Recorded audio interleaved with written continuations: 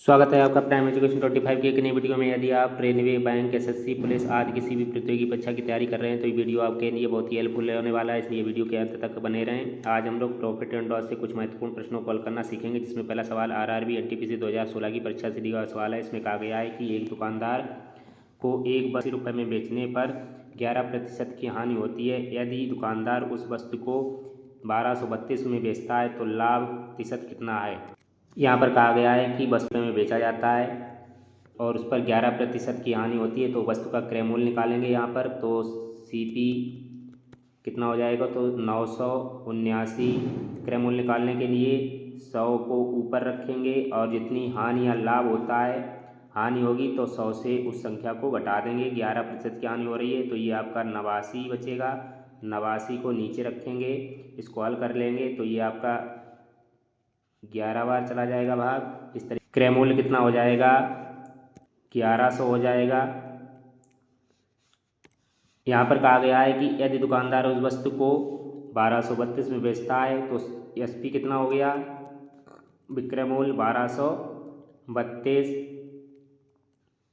लाभ प्रतिशत बराबर विक्रय मूल्य 1232 माइनस क्रय मूल्य, तो 1232 से 1100 घटाएंगे तो 100 ये बचेगा 32 बटे क्रय मूल्य आपका 1100 है। 1100 गुणे 100, इसको हल कर लेंगे तो ये 2 जीरो से 2 जीरो कैंसिल हो जाएंगे और इसको 11 एकम 11, यहाँ पर 2 बचा, 11 दूनी 22। इस तरीके से ये आपका 12% का लाभ प्राप्त हो जाएगा और विकल्प ए बिल्कुल आपका सही हो जाएगा। यह सवाल आरआरबी जेई 2019 की परीक्षा से दिया हुआ सवाल है। इसमें कहा गया है कि बालों को 720 रुपये में बेचने पर क्रय मूल्य के बराबर हानि होती है। एक गेंद का क्रय मूल्य ज्ञात कीजिए। तो ऐसे सवालों को हल करने के लिए जितनी भी गेंदें दी जाएं उससे जितनी भी हानि होती है उसको, हानि हो रही है तो घटा देंगे, अगर लाभ हो रहा है तो उस संख्या में जोड़ देंगे। तो 17, 5 को घटा देंगे, ये आपकी गेंदें हो गई। बराबर कितने में बेचे आता है, 720 में। 17 से 5 को कम करेंगे तो ये आपका 12 गेंदें बराबर 720 रुपये की हैं। तो एक गेंद कितने की हो जाएगी, तो ये आपकी गेंद हो जाएगी 720 में 12 से भाग कर देंगे तो 5 छंग 72, 60 रुपये की एक गेंद हो जाएगी। इस तरीके से विकल्प सी बिल्कुल आपका सही हो जाएगा। इसी तरीके से एक और इम्पोर्टेंट सवाल देखते हैं। इसमें कहा गया है कि एक व्यक्ति 16,800 रुपये में 18 खाट बेचकर 3 खाट के क्रय मूल्य के बराबर लाभ प्राप्त करता है। एक खाट का क्रय मूल्य ज्ञात कीजिए। यहाँ पर हमने पहले बताया था जितनी भी खाटें या भी जो भी वस्तु दी जाए उसमें अगर लाभ हो रहा है तो उसमें जोड़ देंगे, अगर हानि हो रही तो घटा देंगे। तो यहाँ पर लाभ हो रहा है तो 18 में 3 खाट और जोड़ देंगे तो 3 खाट कितने की बेची जा रही हैं, 16,800 रुपये की। 16,800 रुपये की तो 21 खाट कितने की हैं, 16,800 रुपये की। तो एक खाट कितने की हो जाएगी, 16,800 में 21 का भाग दे देंगे तो ये आपका 8 बार चला जाएगा और ये 2 जीरो बढ़ जाएंगे तो इस तरीके से 800 हो जाएगा। तो एक खाट की कीमत कितनी हो जाएगी, 800 रुपये। इस तरीके से विकल्प सी बिल्कुल आपका सही हो जाएगा। इस सवाल में कहा गया है कि एक वस्तु का विक्रय मूल्य 1458 रुपये है और इसका क्रय मूल्य 1350 रुपये है। लाभ प्रतिशत ज्ञात कीजिए। तो लाभ प्रतिशत बराबर विक्रय मूल्य आपका 1458 रुपये है।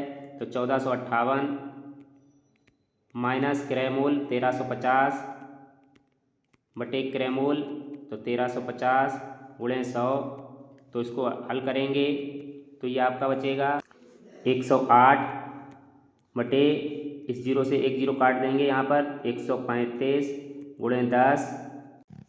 यहाँ से इसको हल करेंगे तो 9 एकम 9 और 9 दूनी 18, 9 एकम 9, 4 बचा, 9 पना 45, यहाँ पर 5 तियो 15 और 5 दूनी 10, 3 एकम 3, 3 चौके 12, 4 का 2 में गुणा कर देंगे तो इस तरीके से 4 गुणे 2 बराबर 8 आ जाएगा। तो 8% का उसको लाभ हो जाएगा। इस तरीके से विकल्प डी बिल्कुल आपका सही हो जाएगा। इस सवाल में कहा गया है, ये सवाल आरआरबी एनटीपीसी 2016 की परीक्षा से लिया हुआ है।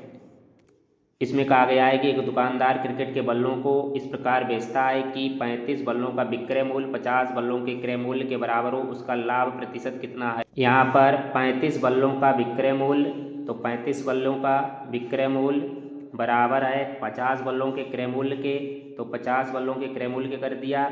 यहाँ पर जब गुणा करेंगे तो 50 इधर हो जाएगा और 35 आपका रहेगा, मतलब खरीदी बल्ले और 50 रुपये में बेच दिए, तो लाभ प्रतिशत कितना हो जाएगा।